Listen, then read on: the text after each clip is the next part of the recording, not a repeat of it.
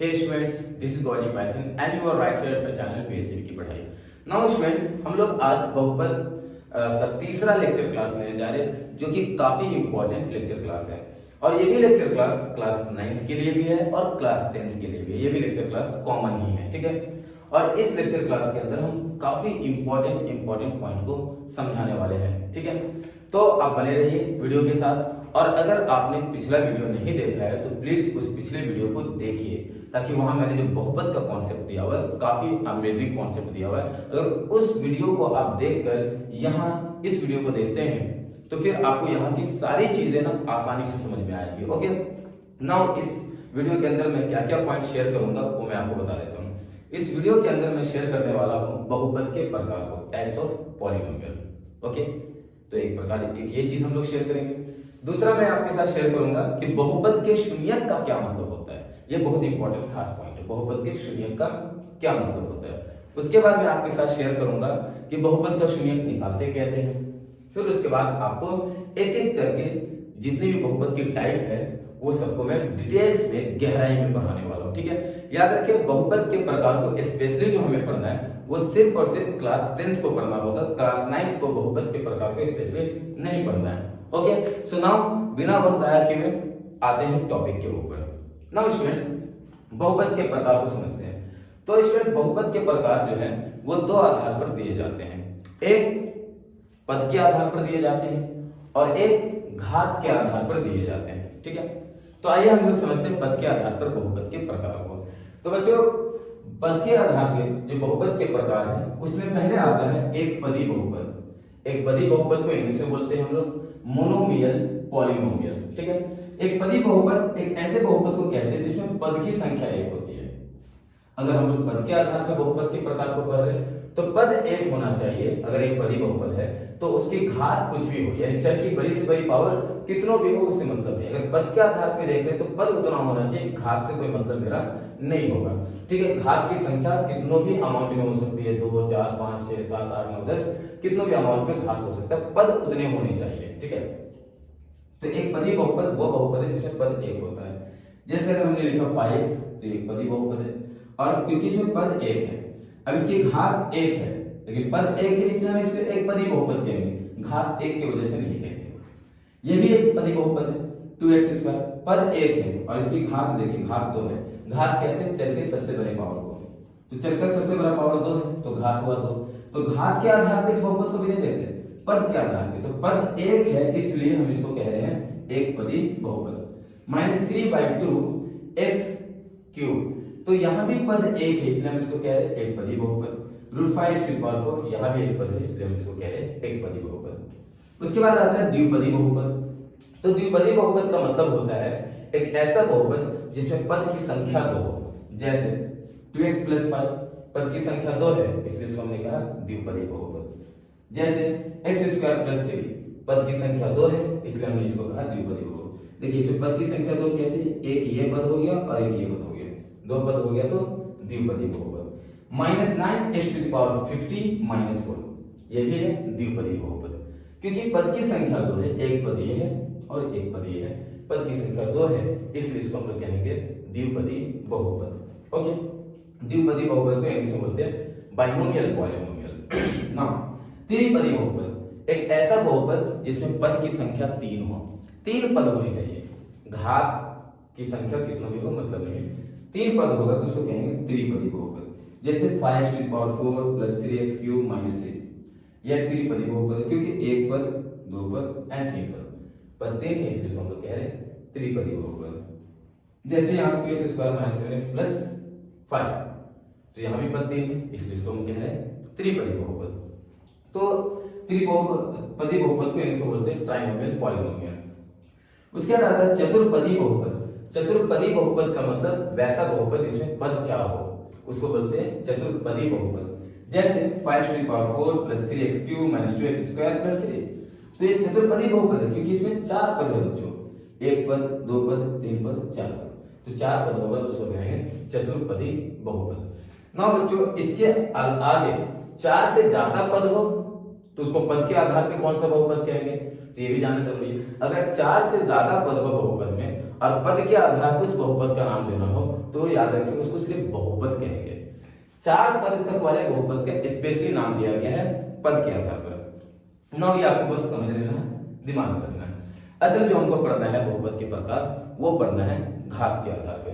Now घात के आधार पे बहुपद के प्रकार मैं आपको बता देता हूँ। घात कहते हैं बहुपद में जो चर होती है, चर की जो सबसे बड़ी पावर होती है उसको घात कहते हैं। तो घात के आधार पे बहुपद के प्रकार को देखने जा रहे हैं। नाउ घात के आधार पे जो बहुपद के प्रकार है उसमें सबसे पहले आता है शून्य या अचर बहुपद। इसको इंग्लिश में बोलते हैं जीरो और कांस्टेंट पॉलिनोमियल। नाउ शून्य या अचर बहुपद का क्या मतलब हुआ? एक ऐसा बहुपद जिसमें घात जो होगा वो जीरो होगा, वह बहुपद जिसका घात जीरो होगा, मतलब चर की सबसे बड़ी पावर ही जीरो होनी चाहिए, तो उस बहुपद को कहेंगे शून्य या अचर बहुपद। कुछ एग्जांपल को कंसीडर कीजिए, ठीक है। जैसे मैंने लिखा -5, तो यह -5 जो है एक शून्य या अचर बहुपद है। अब ऐसा क्यों कि हम इसको अचर बहुपद कह रहे हैं? क्योंकि इसमें चर की जो हाईएस्ट पावर है वो जीरो है। कैसे? देखिए -5 को लिखा जा सकता है -5x⁻0। अब ले सर आप x⁻0 में ही क्यों लिखे? क्योंकि -5 को हमें बहुपद लिया है मैंने, तो -5 को ऐसे ही लिखेंगे कि फिर से मतलब -5 ही हो, ठीक है। जैसे मैंने -5 लिखा इंटू x⁻0, x⁻0 की वैल्यू होती है 1, तो -5 इंटू 1 -5। तो देखो ऐसे लिख लेंगे तो चर की हाईएस्ट पावर कितनी हुई? 0 हुई।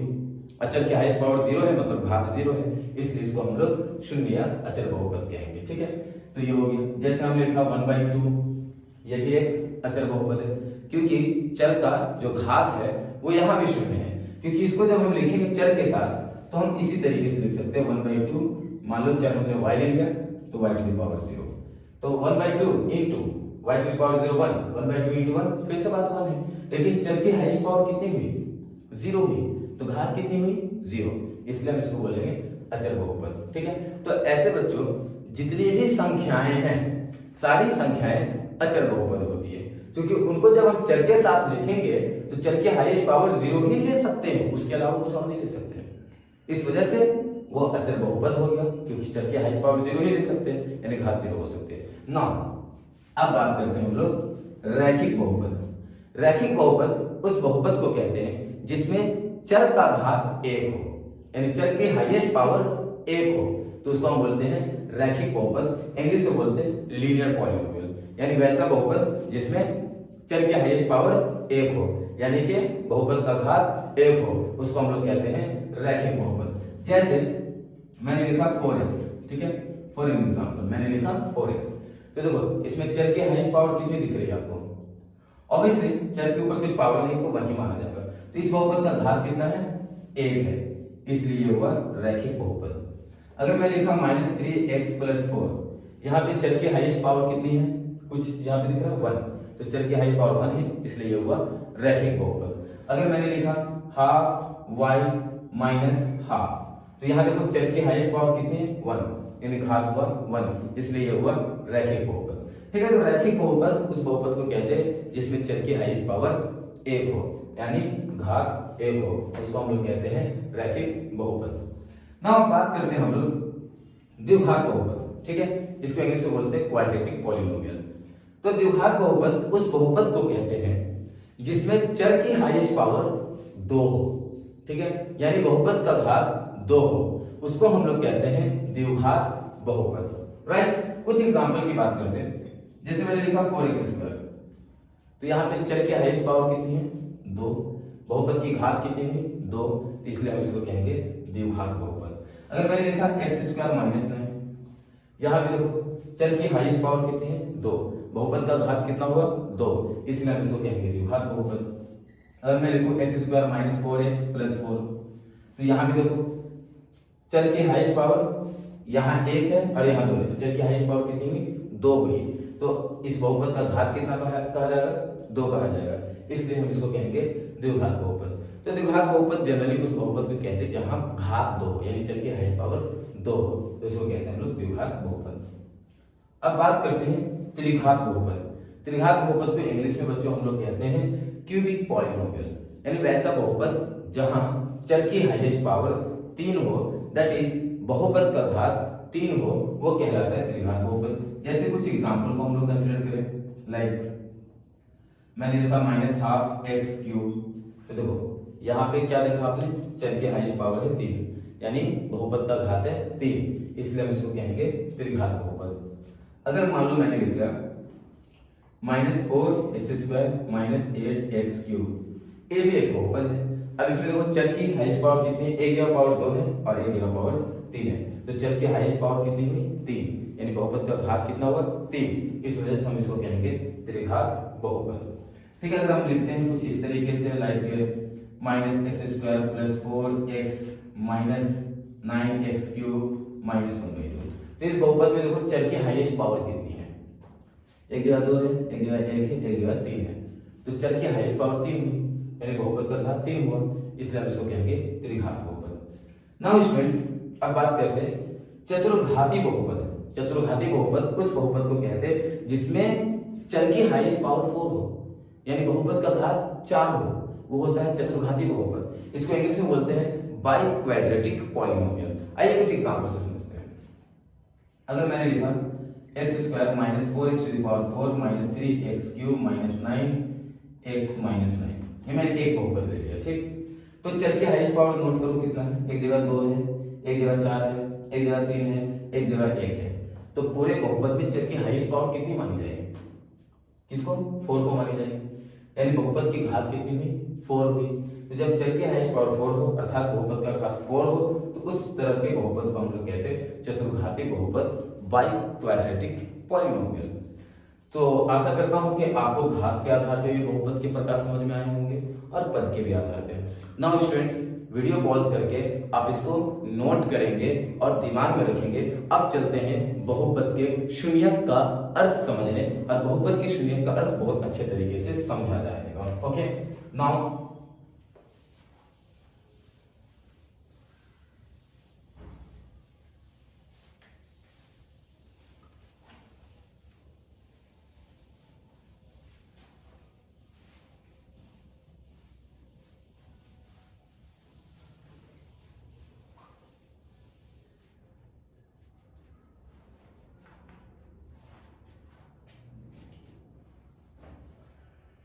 स्टूडेंट्स, हम लोग का टॉपिक है बहुपद का शून्यक।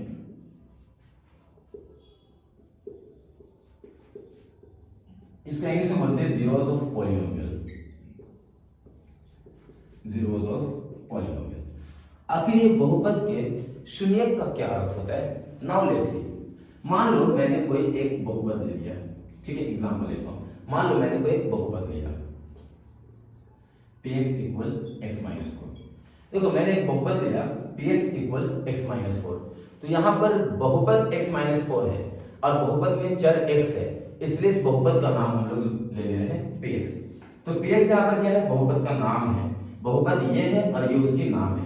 इसको पढ़ते हैं चर x वाला बहुपद, ठीक है, इसको बोलते हैं पॉलिनोमियल ऑफ वेरिएबल x। चर x वाला बहुपद है x-4। नाउ स्टूडेंट्स, बहुपद के अंदर जो चर है यहाँ पर x, तो मैं बोलूंगा कि x का क्या वैल्यू हो सकता है यहाँ पर। आप बोलेंगे क्या बात है सर, बहुत सारी वैल्यू हो सकती है, चर की तो अनेक वैल्यू होती है, चर की वैल्यू कुछ भी हो सकती है। ऑब्वियसली चर की वैल्यू बहुत कुछ हो सकती है, 1 हो सकती है, 2 हो सकती है, 3 हो सकती है, 4 हो सकती है, 5 हो सकती है, इंफिनिटी तक में कोई भी नंबर हो सकती है। तो यहाँ बहुपद के अंदर चर x की वैल्यू क्या हो सकती है? बहुत कुछ हो सकती है, अनंत वैल्यू हो सकती है। लेकिन मैं आपको कहूं बहुपद में चर x की वह वैल्यू लो जिसको चर x के जगह पे रखने से पूरी बहुपद का मान 0 हो जाए। तो आप बोलेंगे सर ऐसा तो एक वैल्यू हो सकता है यहाँ पर, तो वो वैल्यू कौन सी होगी जिसको हम चर x के जगह पे रखें तो पूरी बहुपद 0 हो जाए? ठीक है, तो मैं बताता हूं, वो वैल्यू होगी 4। अगर x की जगह हमने ले लिया 4, ठीक है, तो 4 - 4 कितनी हो जाएगी? 0, पूरी बहुपद 0 हो जाएगी। ठीक है, तो जब हम x बराबर यहाँ पर 4 ले रहे हैं तो पूरी बहुपद 0 हो जा रही है। तो x के तो अनेक वैल्यू है, लेकिन x का ये वाला वैल्यू वह वैल्यू है इस बहुपद के लिए जिससे पूरी बहुपद 0 हो जाएगी। तो चर के इस मान को इस बहुपद का शून्य कहा जाएगा, राइट। सो शून्य का अर्थ होता है कि बहुपद में चर की वह वैल्यू जिसको बहुपद में चर की जगह रखने से पूरी बहुपद शून्य हो जाए तो चर के उस मान को बहुपद का शून्य कहते हैं। राइट, मैं आपको वेरीफाई करके दिखाता हूँ। यहाँ पे हमें x इक्वल 4 रखना है, तो जब मैं बहुपद में x की जगह 4 रखने जा रहा हूँ, ठीक है, तो मैं यहाँ पर x की जगह 4 रखूंगा तो मैं यहाँ बताऊंगा कि बहुपद में जो चर x है उसकी जगह हम लोग 4 रख लेंगे, ठीक है। तो यहाँ मैं बता रहा हूँ कि इस बहुपद में जो चर x है उसकी जगह हम कितना रखेंगे, 4 रखेंगे। तो यहाँ बता रहे हैं और यहाँ रखते रहे 4 - 4, बहुपद की मान कितनी हो गई, 0 हो गई। तो जब हमने बहुपद में चर x की जगह 4 रखा तो बहुपद का मान हुआ 0, इसलिए हम कहेंगे कि 4 जो है इस बहुपद का शून्यक है। तो ऐसे लिखेंगे क्योंकि जब हमने बहुपद में चर x की जगह 4 लिया तो पूरे बहुपद का मान आया 0, इसलिए x बराबर 4 जो है वो बहुपद का शून्यक हुआ, वह बहुपद का शून्यक है, ठीक है, वो बहुपद का शून्यक है। तो ये आई होप कि आपको शून्यक का अर्थ क्लियर हुआ। शून्यक का अर्थ क्या हुआ कि बहुपद में जो चर होती है उस चर की वह वैल्यू जिसको चर की जगह रखने से कोई बहुपद शून्य हो जाए, तो चर की उस वैल्यू को बहुपद का शून्य कहते हैं, ठीक है। नाउ वन मोर एग्जांपल, जैसे मैं पूछूं कि मैंने बहुपद लिया x² + 7x + 12, अब मैं बोलता हूं कि क्या इस बहुपद का जो है एक शून्यक 3 एवं एक शून्यक -4 है। जैसे मैंने एक बहुपद ले लिया ये, और मैं आपको ये कहूं कि आप चेक करो कि क्या 3 इस बहुपद का शून्यक है, और ये भी चेक करो क्या -4 इस बहुपद का शून्यक है। तो अगर आपको चेक करना हो कि ये मान इस बहुपद का शून्यक है या नहीं, या ये मान इस बहुपद का शून्यक है कि नहीं, तो आपको जस्ट सिंपल काम करना है कि ये 3 को चेक करना है कि शून्यक है कि नहीं। तो इस 3 को चर x की जगह रखो, यानी चर की जगह रखो बहुपद में, और जब 3 को बहुपद में चर की जगह रखें और बहुपद का मान 0 हो जाए, 0 हो जाए, तो इसको बहुपद का शून्यक कहेंगे। अगर इस 3 को बहुपद में चर x की जगह रखने से बहुपद का मान 0 नहीं हुआ तो हम कहेंगे कि ये बहुपद का शून्यक नहीं है। ओके, फिर उसी तरीके से हम -4 को चेक करेंगे। अगर -4 को बहुपद में चर की जगह रखने से या x की जगह रखने से बहुपद का मान 0 हुआ तो कहेंगे कि ये -4 शून्यक है। अगर -4 को चर की जगह रखा हमने और बहुपद का मान 0 नहीं हुआ तो हम कहेंगे कि यह एक शून्यक नहीं है। नाउ लेट्स सी आपको कैसे चेक करना है, ठीक है। तो मैं बताता हूं, पहले मैं यहाँ पे बहुपद लिख ले रहा हूँ, फिर से बहुपद है x² + 7x + 12। बच्चों हमें किसको चेक करना है, 3 को, तो 3 को हम x की जगह रखेंगे। तो हम यहाँ पर जब x की जगह रखेंगे तो हम यहाँ बताएंगे कि बहुपद के अंदर चर x की जगह हम 3 रखने जा रहे हैं। p x की जगह यहाँ 3 लिखा तो मतलब बहुपद यहाँ है, उसमें x की जगह हम 3 रखने जा रहे हैं, वो यहाँ हम पहले बताएंगे और फिर यहाँ रखेंगे। x है 3 रख दिया x की जगह, और x पे स्क्वायर है तो 3 पर हो गया स्क्वायर। फिर यहाँ प्लस है, 7 है, फिर बीच में कोई साइन है तो हमने ले लिया इनटू, फिर यहाँ x है तो x की जगह 3 रख लिया हमने, फिर यहाँ प्लस 12, 3 का स्क्वायर स्क्वायर 9 हो जाता है, प्लस 7 3 जा 21 प्लस 12। अब इसको ऐड कर देते हैं, 21 9 कितना हो गया 30, 30 10 40 तो 42, तो यह आ गया 42। तो क्या बच्चों आपने देखा कि बहुपद में चर x की जगह जब हमने 3 को रखा तो क्या पूरे बहुपद का मान 0 आया? बोलेगा ऑब्वियसली सर नहीं आया। जब नहीं आया तो 3 शून्यक नहीं है। अब ऐसे फाइनल लिखेंगे, क्योंकि जब हमने बहुपद में चर x की जगह 3 रखा तो बहुपद का मान 0 नहीं हुआ, इसलिए हम कहेंगे कि x = 3 बहुपद का शून्यक नहीं है, बहुपद का शून्यक नहीं है, नहीं है। ऑलराइट, उसी तरीके से x = -4 को चेक कर लेंगे कि ये बहुपद का शून्यक है कि नहीं। तो हम उसी तरीके से -4 को x की जगह रखेंगे, तो यहाँ बताएंगे x की जगह मैं रख रहा हूँ -4 और यहाँ रखूंगा, ठीक है।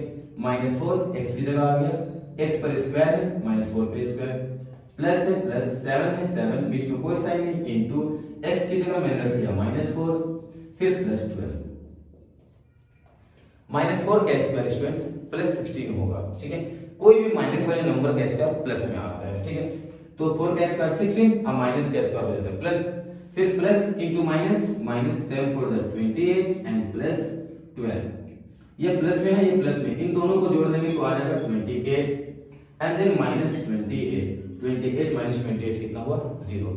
जब इसी बहुपद में x की जगह -4 रखा तो पूरे बहुपद का मान 0 हो गया। अर्थात हम यहाँ लिखेंगे क्योंकि मैंने बहुपद में x की जगह -4 रखा चर की जगह पे, तो बहुपद का मान 0 होगा, इसलिए हम कहेंगे x = -4 शून्यक है। इसलिए हम कहेंगे कि ये शून्यक है स्टूडेंट्स। तो इस तरीके से हम चेक करते हैं कि कोई मान बहुपद का शून्यक है या नहीं है। नाउ स्टूडेंट्स, अब टाइम आता है बहुपद का शून्यक निकालते कैसे हैं।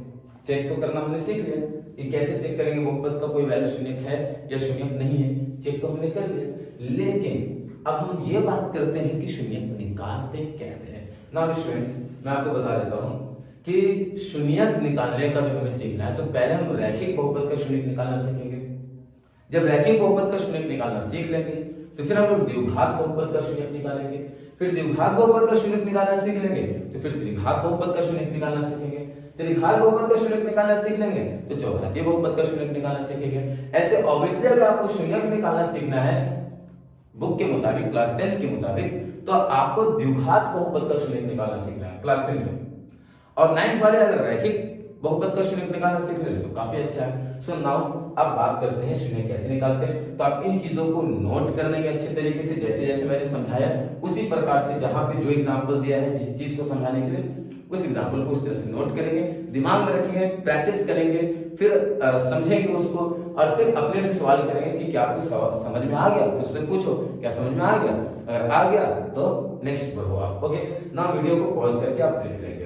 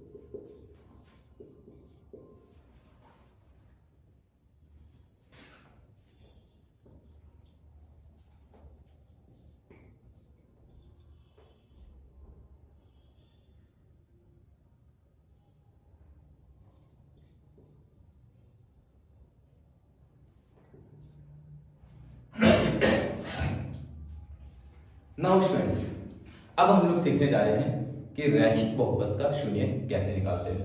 रैखिक बहुपद का शून्यक निकालने का मैं आपको 2 मेथड सजेस्ट करने जा रहा हूं। ठीक है, हर एक क्वेश्चन को मैं 2 मेथड से सजेस्ट करूंगा और आप उनको समझ के अच्छे से प्रैक्टिस करेंगे। ओके, नाउ मैंने लिखा यहाँ पर निम्नलिखित रैखिक बहुपद का शून्यक ज्ञात करें, यानी उस बहुपद में चर का वह मान बताएं जिससे पूरी बहुपद वो शून्य हो जाए। ठीक है, नाउ पहला क्वेश्चन है मेरे पास, बहुपद px बराबर है 3x-4।